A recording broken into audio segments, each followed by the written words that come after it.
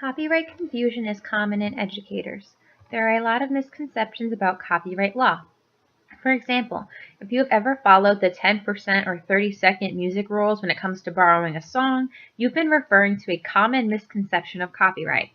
Copyright is defined by Hobbes on page 16 of his book as the owner's legal right to reproduce, display, transmit, perform, or modify a work, and is categorized by a C enclosed by a circle displayed on materials. Educators can use copyright materials without paying or asking the owner's permission under the fair use doctrine, which is a subsection of copyright law. However, fair use falls under specific criteria, including criticism, comment, news reporting, teaching, scholarship, and research, which Hobbes lists on page 18. It also requires that work be transformative, which means the copyrighted material is reworked into a new creation. The line between transformativeness and copyright infringement is thin. Teachers need to look at their assignments that use copyrighted works on a case-by-case basis to determine whether or not a student's work falls under fair use.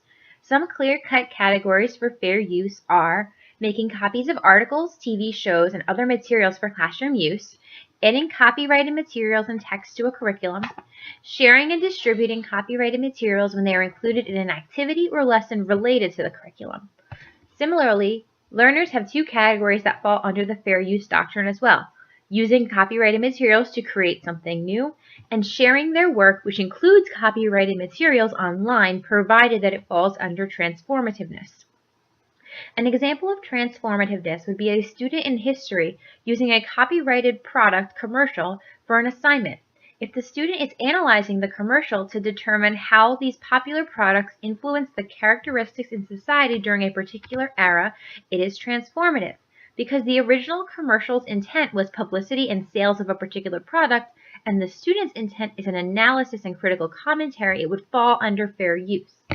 Another example would be a student taking a TED Talk or other copyrighted speech and using it in an application project for a novel being read in class. The student could have the speech in the background and create original images that show its connection to the novel being read. In this case, the project provides a significant amount of transformativeness because the student is applying thematic elements of a novel to an unrelated speech. The student can then go on to share their work online as part of the fair use doctrine. Aside from transformativeness, the fair use doctrine defines acceptable use of copyright materials as long as it does not interfere with the market value of the original work. Typically, student work will not cause the value of an original piece to drop.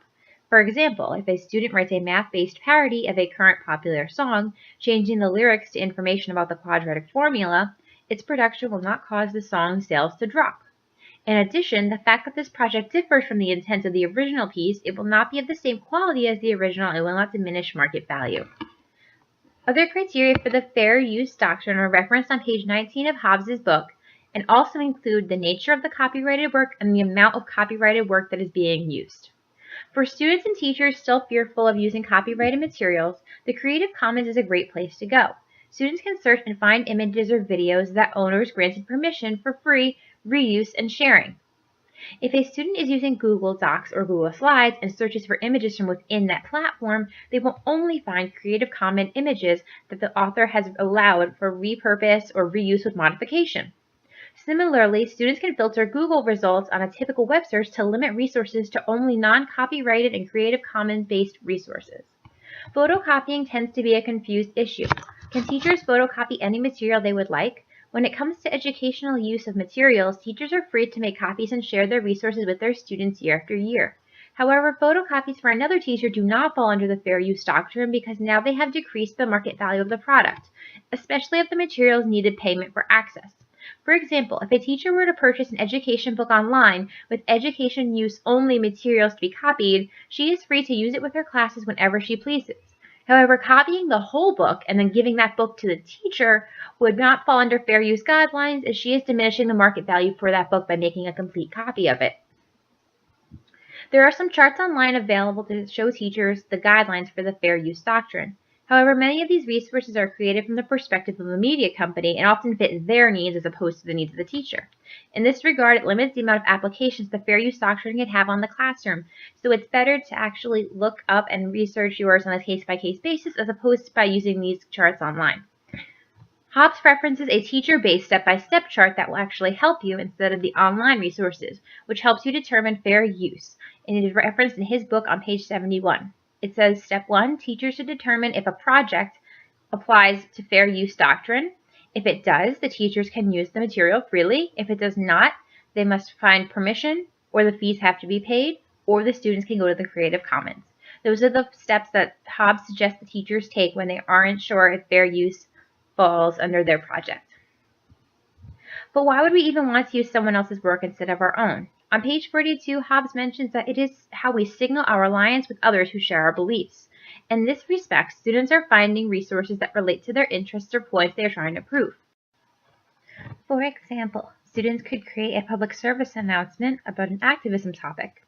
They can find an issue they are passionate about and use video clips, podcasts, and photographs to appeal to people's emotions and relate to their topic. Although some of these resources may be copyrighted, students could share their PSA on a larger scale, provided that the student transformed them in some way. Copyright confusion boils down to this. It needs to be examined on a scenario-by-scenario basis.